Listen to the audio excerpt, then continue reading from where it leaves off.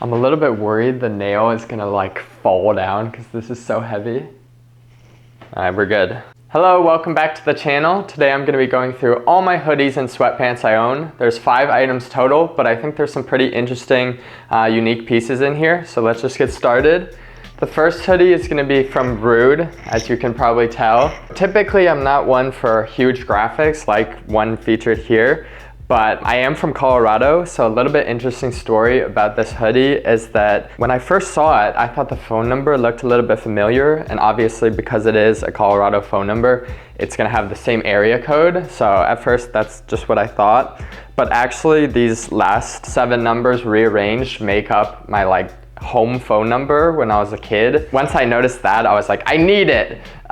Even though it's just it's not like the exact number, you do have to rearrange them. One thing that was really surprising when I actually got the hoodie in hand is how heavy it is. This is by far the heaviest hoodie I've ever felt. It is a size small, and I would say it fits closer to an XL, possibly large, but just super, super oversized. So just be aware if you're purchasing into the brand. And then additionally, it has a little bit of a raised font, but then some areas are cracking through. So I think they did a really nice job resembling a vintage hoodie. The next hoodie I have is gonna be this one from Greg Lauren. This is probably one of my favorite pieces in my whole closet right now.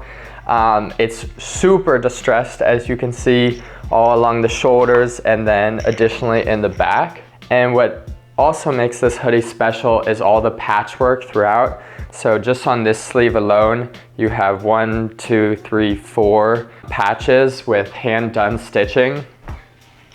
So the level of detail once you get close is really crazy. One note real quick is that across all of the hoodies and sweatpants I'll show, I think at a designer price point, you're not getting a hugely noticeable difference in quality. It's mostly gonna come down to design, but I would say in really warranting that higher price point, the attention to detail and time that's been put into a piece like this really makes it stand apart from what you would get at just more of a mass market retailer. With older Greg Lauren pieces, the sizing is for a very distinct body type, so it fits very long and a little bit on the slimmer side. And the sleeves especially fit extremely long. So I took probably about 2.5 inches out of the sleeves, and that's true across almost all of my Greg Lauren pieces.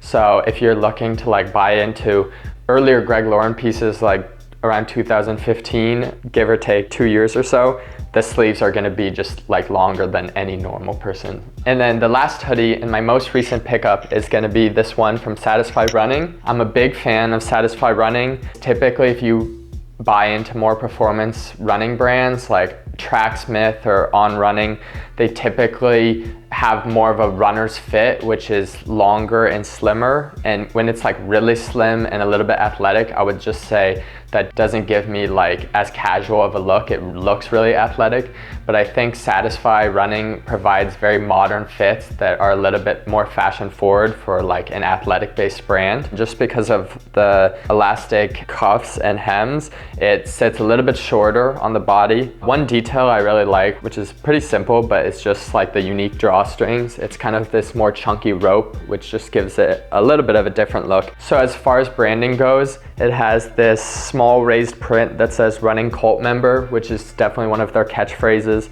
They do that across a lot of their product selection. And then one other part, which is really cool, is they have this clip that comes out of the kangaroo pocket at the front.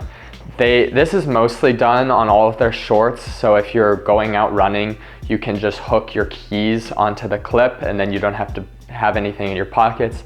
But they have a little bit of a chunkier, a bigger clip than what's featured on their shorts here.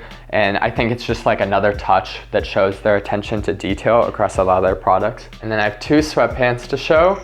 The first one is going to be a very classic pair of gray sweatpants from the brand Tien. I believe it's a French brand that really specializes in more luxury athleisure and loungewear. One thing that I was really curious about when buying into this brand was the sizing.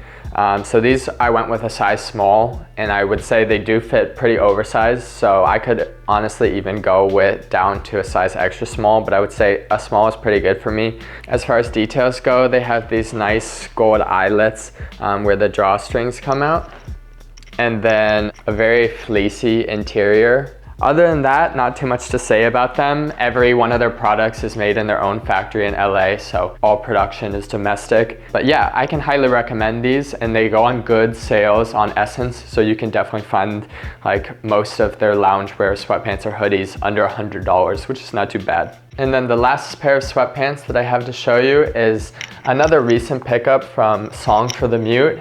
So this is a brand that my girlfriend actually introduced to me this past year. Ever since discovering them, I've just been like very obsessed with the brand. They make so much cool shit. If you're familiar with the Hyder Ackerman Perth joggers, which I think many people consider like a grail pair of sweatpants, if that even exists, these I'd say are like a pretty similar alternative to them. So they feature like a slight drop crotch and then a little bit of a cropped length. I would say if you're 5'8" or like a little bit on the shorter side, these are even a better option than the Hyder Ackerman pants because they fit a little bit shorter. Similar to the Satisfy hoodie, they have like a somewhat chunkier rope drawstring that is pretty long.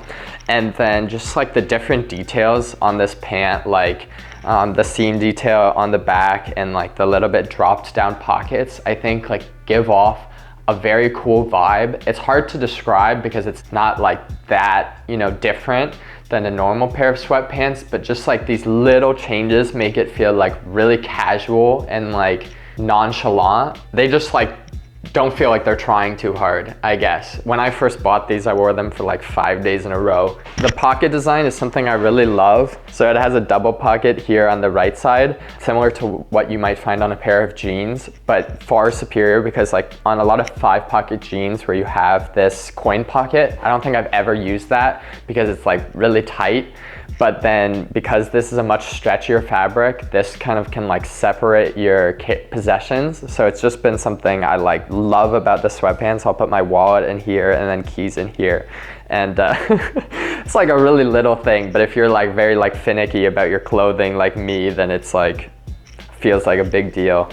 A lot of their fabric is sourced from Japan. I would say the brand puts like a big emphasis on the fabrics they choose.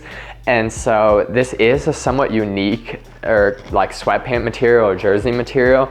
It has like a very fleecy and textured interior that is so soft to the touch. So they're really, really cozy. All right, thanks so much for staying to the end. This was a fairly quick one today, but this is gonna be an ongoing series on my channel. Next week, I'm gonna talk about jackets and all the outerwear I have. So please consider subscribing and I hope to see you in the next video. All right, bye now.